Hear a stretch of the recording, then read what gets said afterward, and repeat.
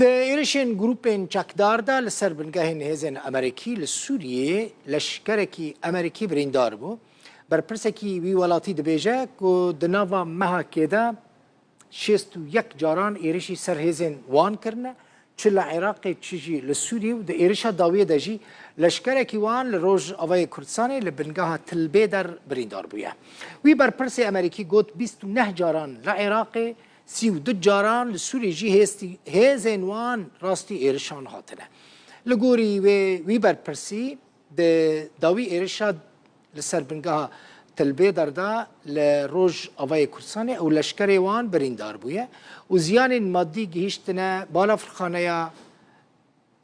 وی داره لروج آوای کردستانی و هر وها بالا فرخانه حریر جی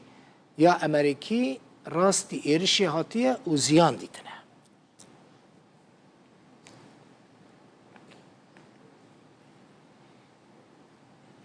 هر گریدای وی مجاره امریکا سرکرده این کتائب حزب الله العراقی جزا کر چما جزا کر جبر کو چکدارن وی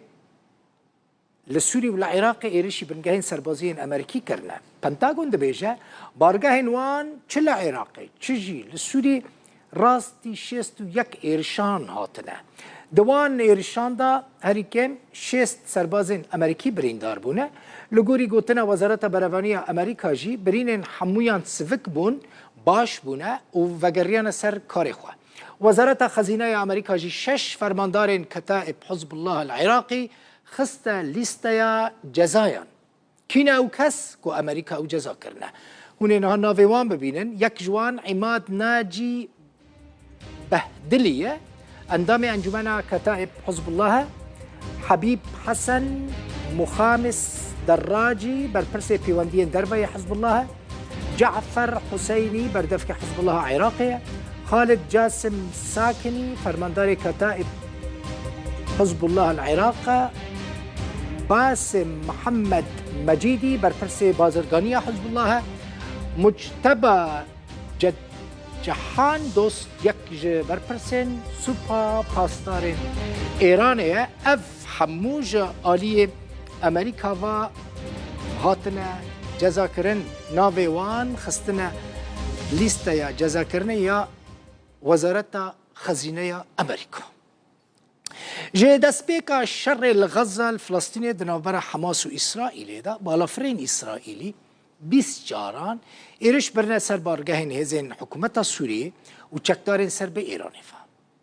روانگاه سوریه مافین مروفانجی دبیجه دوان ایرشان دا 24 سربازین سوری و چکدارین ایرانی هاتنه کشتن دناو وان دا 10 چکدارین حزب الله لبنانی هنه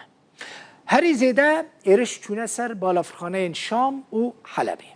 اجدسپیکا وی ساله با اسرائیل بکیمانی 51 جاران ایرشی سوریه کریه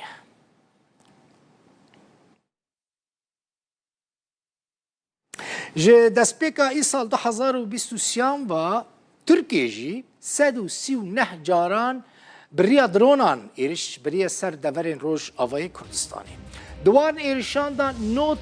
کسان جان خوش دست دانه دناو وان دا 19 سویلن 88 کسی بریندار بونه جغینی ویجی گلک وستگهین آب و کهربی جی هاتنه بمبا باران کرن وش خسمت در کتنه ده همان دمیده دو نخوشخانه جه آلی درونین ترکیه و هاتنه ویران کرن